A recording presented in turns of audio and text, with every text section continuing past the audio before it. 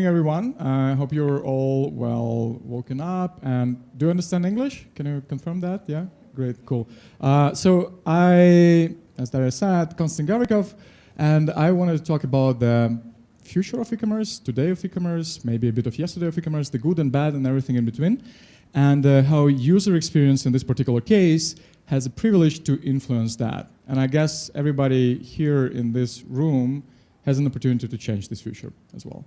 So let's start with a pretty simple intro and why actually do I care about this topic. I started in design in 2001, but my true love story with e-commerce happened when I moved to Amsterdam 12 years ago. I worked for Tommy Hilfiger for around 4 years, helping them to redesign and optimize their .com destination. I helped to roll out Calvin Klein in Europe, and later I joined a Danish fast fashion powerhouse called Bestseller that you might recognize by the brands that they are selling, which is Jack & Jones, Vera Moda, Only, Villa, and many more. And recently, as was mentioned already, I joined Intersport to help them deal with the user experience, customer experience, and do a bit of sports as well. But being a part of e-commerce for the last decade at least gave me a really good look at how this kitchen works from the inside. And today I decided to summarize my ideas, my knowledge, and share with you the overview not only on the retail and fashion, but a bit more on fintech and hospitality and travel as well. But what about you? Please raise the hand who works in e-commerce. Cool, guys. Please keep it raised. Who was shopping online today or bought something online? Yeah? This week? But please keep the hands raised. Like this month? February? Or maybe in 2019?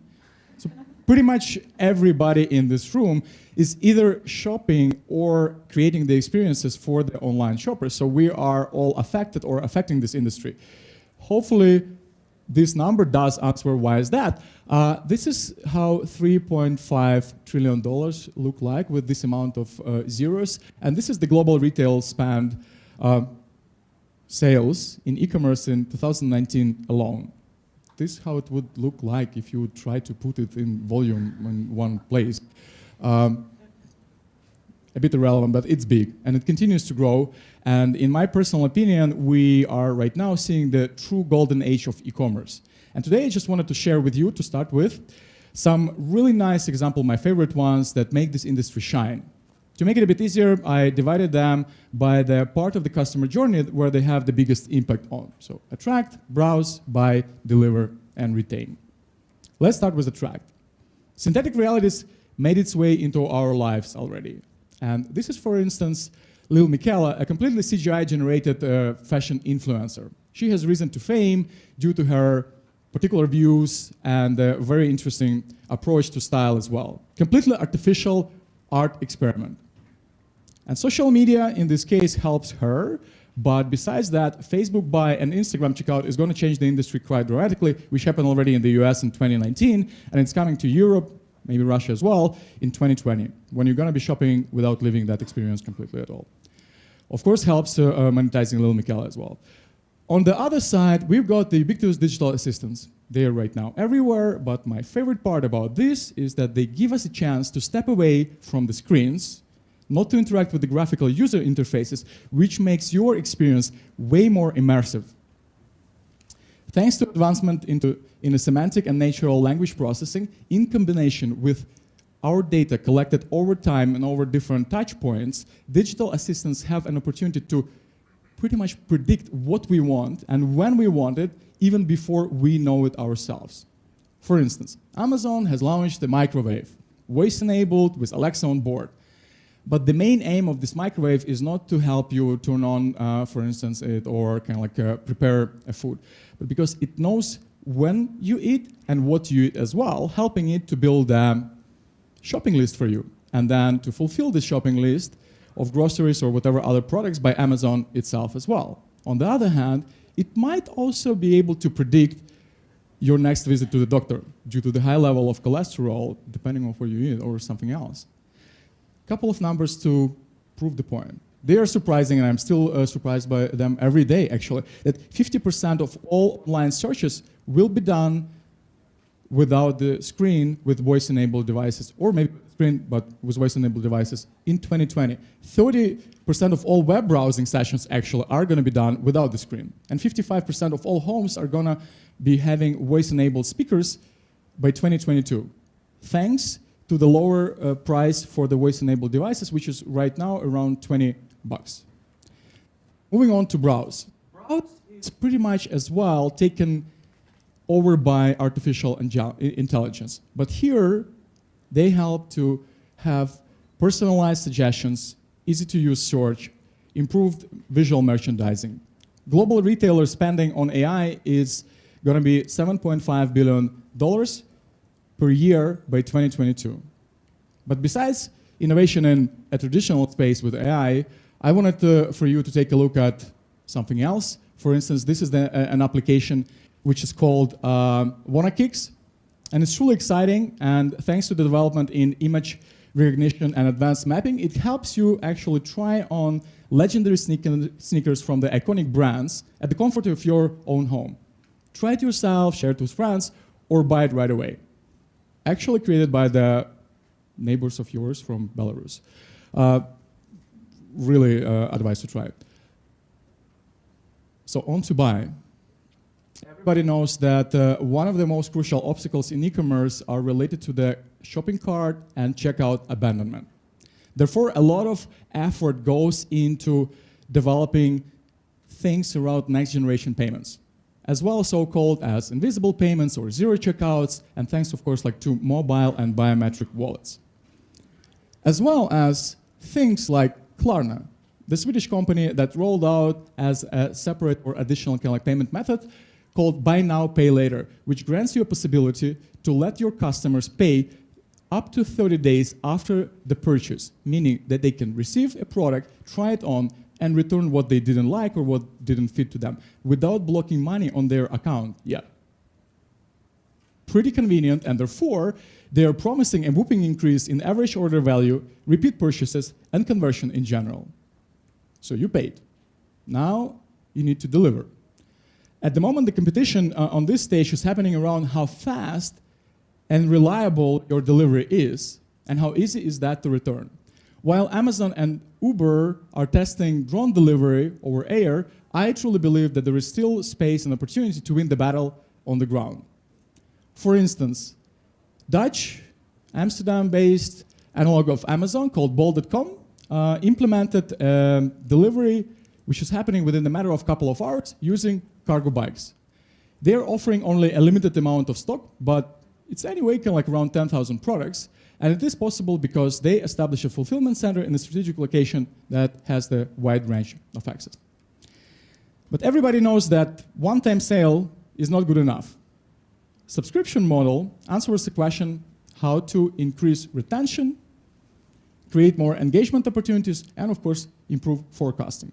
There are three types of subscription models at the moment: replenishment, curation, and access.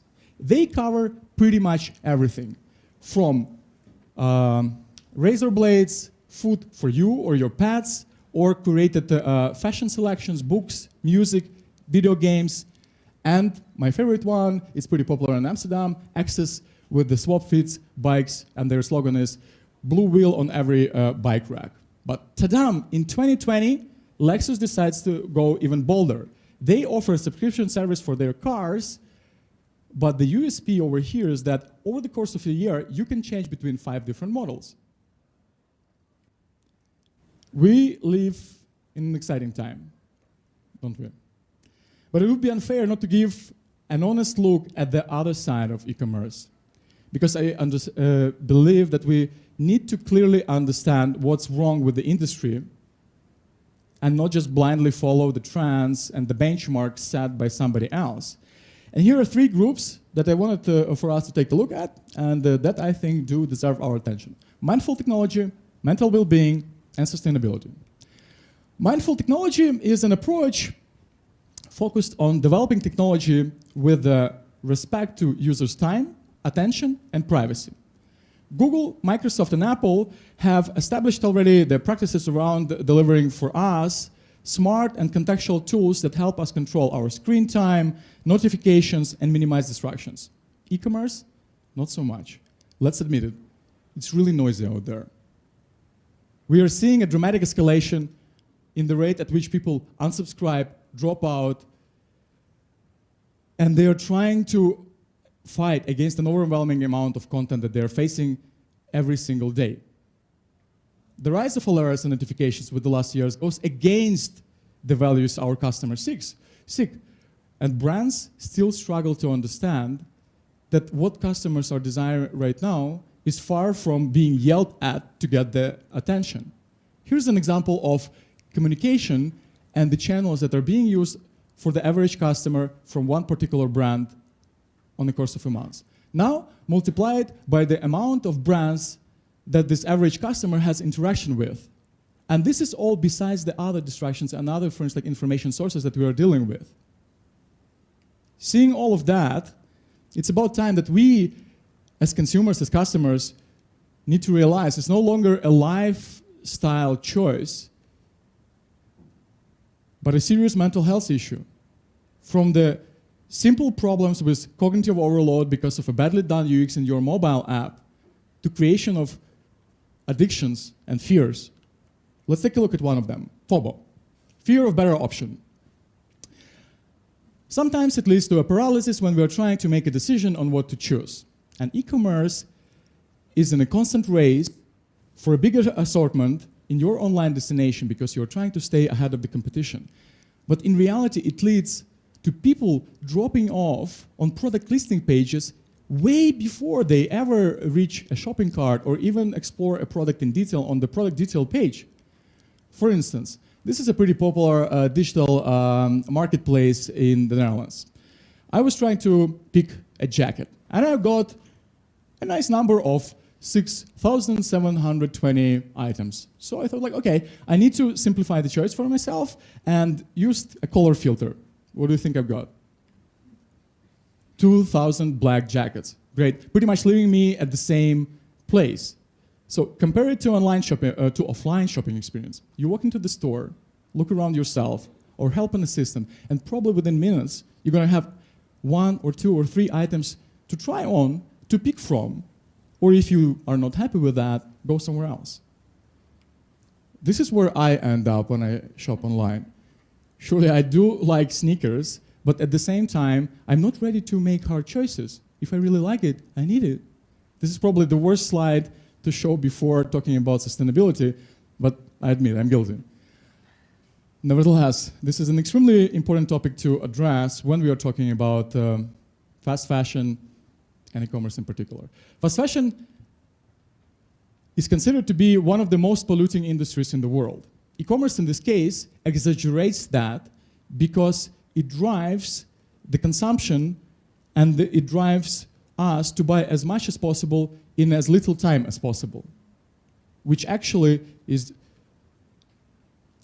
supported by endless newness, which is artificially created, and thanks, hello Klarna that you've seen before with buy now, pay later, makes it even easier. But the question is, do we really need clothes 12 times per year? Statistics says that an average European woman doesn't use 60% of her wardrobe. And I bet men would land pretty close to that statistics as well. But with fast fashion, we're stuck in a vicious circle. We buy cheap clothes, which means disposable clothes, which means that we have to keep buying. Top it up with the inefficient packaging and logistics. Simplified return policies increased the rate of returns up to 50%, or in some cases, or in some categories, up to 70%. Ordering the same product in different sizes is a common practice, to try it at home and send it back, while the cost of dealing with the returned items is 3 times higher than the original shipment. So what to do and how to start? No worries, it is dark and it's quite dystopian what's coming, but nevertheless, at least today, I decided to prepare for you a couple of examples on how can we deal with that. And the first thing I wanted to share is the framework, which is based on the Designing Our Tomorrow, a Cambridge University toolkit that I rethought to apply to user experience and e-commerce in particular. So the framework consists of 3 phases.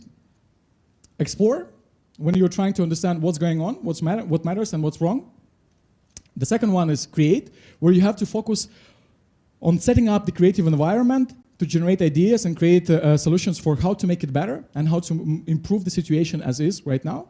And of course, the one not to forget about is evangelize, to make sure that the ideas you come up with are going to get implemented and are going to get the sponsorship required to get resources and to secure actually the right way of doing that. Main goal of Explore stage is to investigate what's wrong with the business as usual. During this stage, you have to focus on organizational structure, customers, and the real world case scenarios. Besides that, you better look at the processes, business flows, and the technology behind it. You might as well assess the greatest mismatches in what you make and what barriers currently exist. As the outcome of this particular phase, you would like to determine what matters. Rethink the metrics, I'll touch upon this a bit later briefly, and figure out how to make a shift from instant gratification KPIs, 1, 2, 3, towards long-lasting relationships. The tangible artifact that you're trying to establish over here is the prioritized backlog of things that you would like to address. Helpful practice to do during this phase as well is stakeholders mapping. It's usually and very often overlooked by the designers as too strategic. Nevertheless, it proves to be extremely helpful when you're trying to figure out and identify key players who have something to gain or lose. Try to look for connections and political and maybe even like personal agenda, because it's not always obvious why decisions are being made and what influences them. During this phase, you are trying to pinpoint and figure out 5 groups of people. Or 4. Sponsors, to support your initiatives and get the buy-in from. Ambassadors, to help you spread the message and especially be the voice when you are not present over there. Allies, to fight along with you and help you executing. And key decision makers, because they can block your idea or change that you're trying to do at the most unexpected moment. So doing this exercise as a homework is going to help you understand and be prepared way ahead of time. Nevertheless, it's good to just think, to step away from your daily routines, to step away from your computer, from your team, maybe room, whatever. Take a look at what's going on over there. Analyze. And do not wait for somebody else to act. Silicon Valley is not going to solve it. This fancy startup in the next building is not going to solve it. It's up to you in your company. It's up to you as a customer as well to demand and do the change. Act. Which brings us, obviously, to create. Now that you've got a backlog of amazing and interesting thing to work on, you have to make it better. Let's talk about metrics. It's a holy grail in pretty much every e-commerce business, because they give us a chance to understand how e-commerce performs. And if you're lucky as well, to get the insights from the customer behavior and why people are doing this or that. You might not have access to data yourself, so you better get friends around BI or BA or somebody else like who is dealing with data, or just get a coffee with them. Many brands are chasing immediate revenue generating opportunities. However, conversion is not always equals to revenue or good experience in this case. Imagine, we just used all the dark patterns, pop-ups, urgency messages, tricks to make customer buy. Can we call it a good customer experience that is going to lead to long-lasting relationships? I doubt so. Instead, we could focus on other impactful UX metrics, measuring satisfaction score, or the rate at which users complete important tasks, how often and why they're dropping off. These metrics will help you and us in general track how our design solutions improve customer experience over time and how to increase retention as well, which is way more valuable than instant conversion. Vanity metrics, on the other hand, are not always sustainable. And here's the easy one. We all know that we are not our user. Nevertheless, day to day, we end up with solutions and decisions being made based on our gut feeling, opinions of the team, or the HIPAA effect when the boss said and I did, you know. Everybody knows it's important to talk to the users. Nevertheless, we constantly tend to overlook it from the comfort of our offices, from sitting behind our screens and hiding behind the excuses. oh, research is too long, research is too expensive, or simply like, it is scary to talk to people. Here's a sidebar on booking.com where you are checking out reviews for the hotels. It is quite sophisticated, nevertheless, it gives you an opportunity to filter it by language, type of traveler, or even topics. So for instance, like, I would like to understand if it is worth paying for breakfast in this particular hotel. And I can find it in a matter of seconds. Without talking to people and customers and understanding how they make decisions, it's practically impossible to come up with such an idea. So start with an objective. Ask yourself, what is that you trying to learn? And this is going to help you define the right questions to ask. Focus on the past experience. People can tell you a lot of insightful stories from their past. Focusing on the future is quite controversial because we as humans are generally pretty bad with predictions. And always share your findings with the team and turn them into action points. Once you're done with the research and analysis and finally have your killer idea, frame it as a hypothesis and validate it. Here's a simple template on how to create a hypothesis and how to validate it. Replace the parts with golden and keep the white as a framework, for instance. Imagine we're selling clothes and we would like to increase conversion and decrease the return rates. This is how it might look like.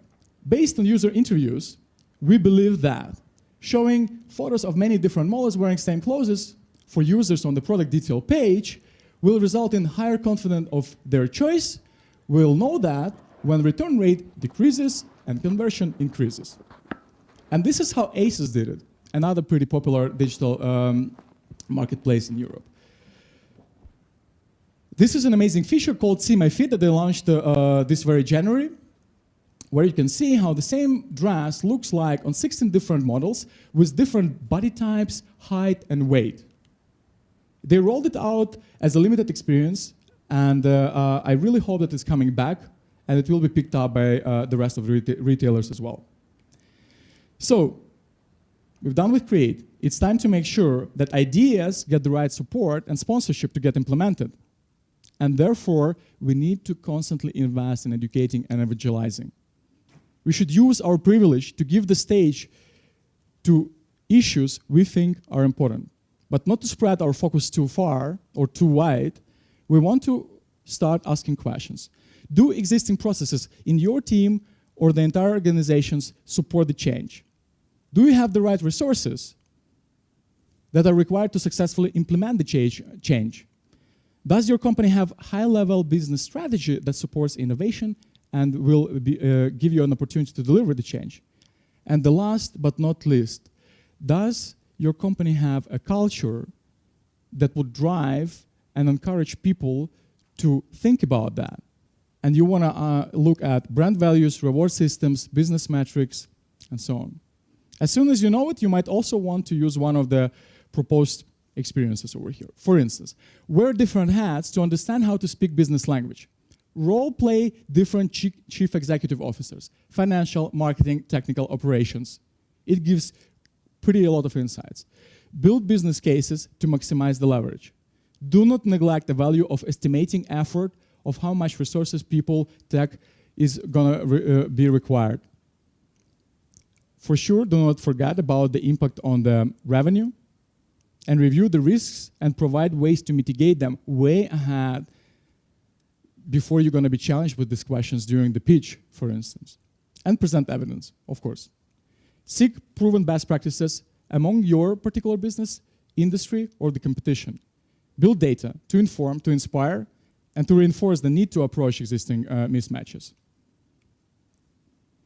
So I'm wrapping up and returning to the fundamental question of this talk. If design is the source of problems, can it also be the remedy? And I truly believe it does. Heroes don't always wear caps, and all of us in this room have privilege and moral obligation as leaders, as designers, to take action right away and think on how to shift our values towards the customer values and how to make these design choices on a day-to-day basis that are gonna bring a better experience that is gonna reflect upon our future. And I just would like to finish with encouraging you to think about how to make this future a bright one. Thank you very much. Thank you. I got a scary story about the Ecommerce, actually. So don't ask me later where did I get this information from. So in Estonia, if you buy something online in a sex shop and pay by your card, so later you can get any credit, for example, for a car or for a house, just because the banks doesn't trust for nasty persons, you know. So the questions. No, please, questions, guys. I know you're good. Just give us some questions. Come on. You can guys ask in Russian. I can answer in Russian as well. Let's make it easier. The first one, yeah. Hi, thanks for your nice presentation. It was really interesting. The question probably is, in general, where do you take your inspiration from? What inspires you? How do you find new ideas? Mm-hmm. Thanks. Thanks, it's a great question. Generally, I'm constantly on the lookout for inspiration, but I would say there are two main sources. And one is the design community, and I pretty much trying to attend a lot of different meetups and roundtables and smaller conferences, kind of like hyper-local conferences. And Amsterdam in particular is a good place to discuss topics like that because it has a lot of e-commerce companies and headquarters in it, starting from the sports brands, going to fashion and everything in between. And the second is one of my biggest, for instance, and favorite conferences of the year, where I'm coming for probably like 8 years already in a row, is South by Southwest. And probably Profso is going to become one of them as well. Oh, thanks. That's sweet. More questions? Yeah. I got a question. Like, of course, it kind of follows your topic. I wonder when e-commerce will stop to divide clothes by gender and assume that clothes have a certain gender and like straight cut t-shirts are only for men, for example. And if you're neither a man or a woman, then there is no clothes for you. So what would you do and what do you think if it's going to change? Thanks. That's an amazing question as well. And Alexei, maybe, I don't know, like, do you understand Russian or not? Yeah. So he said at the beginning of this day that, guys, the talks over here are kind of like a glimpse into what I want to show. And first, like, I decided to focus on mindful, first, like, tech and the mental well-being and the sustainability. But inclusivity is right there up and pretty kind of like high in importance. In Europe, a lot of brands are addressing that. And I definitely know that, for instance, like Adidas and Nike, they're doing not only the unisex, but they are working more with the plus sizes. They're working more with the gender, let's say, liquidity, fluidity. I might be right now mistaking the term. Nevertheless, the main obstacle over there is to prove the value for business. This is, unfortunately, that dark side that always comes first in this case. And right now it is happening. It is becoming more trendy. It is becoming more important. Can we give a... Just regarding this topic, like, for example, what I struggle with is that despite there are, like, for example, there is a pretty specific business reason for, like, not discriminating non-binary people because some European countries already recognize, like, the existence of non-binary genders. Like, legally, you can get a passport, for example, with this method, but there is an anti-discrimination law in general that says that discriminating against, like, on the basis of gender is not right. But still convincing people that they have to rewrite their databases and to rebuild their interfaces despite they can be actually like prosecuted for it is still not working, and mainly because also like the states also don't want to cooperate and don't want to like actually enforce this thing. So here is also a problem, like there are reasons, but still there is so much friction on like changing, and this is really sad. Yeah, thanks a lot for the follow-up. We could continue this conversation, and I completely with you on this one. And this is exactly why, first, like I decided to dedicate my topic to raising a bit more of the serious questions behind, kind of like just following the interesting trends and like bringing innovation on the level of increasing the revenue, improving conversion. Yeah, I've been waiting for this question actually when you've been talking about this slide about the dresses on us. So yeah, so. Any questions? More? Okay, anyway. Okay, the last one. Sorry, I will give him a microphone. С вашего позволения, на русском задам вопрос. Я знаю, что у вас есть опыт, кроме вот e-commerce, у вас есть опыт в геймдеве, а я жуткий геймер, и мне интересно, вот есть такая вот классная экологичность, я тоже ASIS пользуюсь, и там возвращение, там sustainability и так далее, а также я знаю про игры, лутбоксы, сабскрипшены, купи-алмазики и так далее. Мне интересно, будет ли, ну, ваше мнение, на вашем опыте, будет ли в будущем продвигаться больше экологичность в геймдеве? Я жуткий геймер тоже, и поэтому я в определенный момент сбежал из Ecommerce и поработал в Wargaming 4 года. Это правда.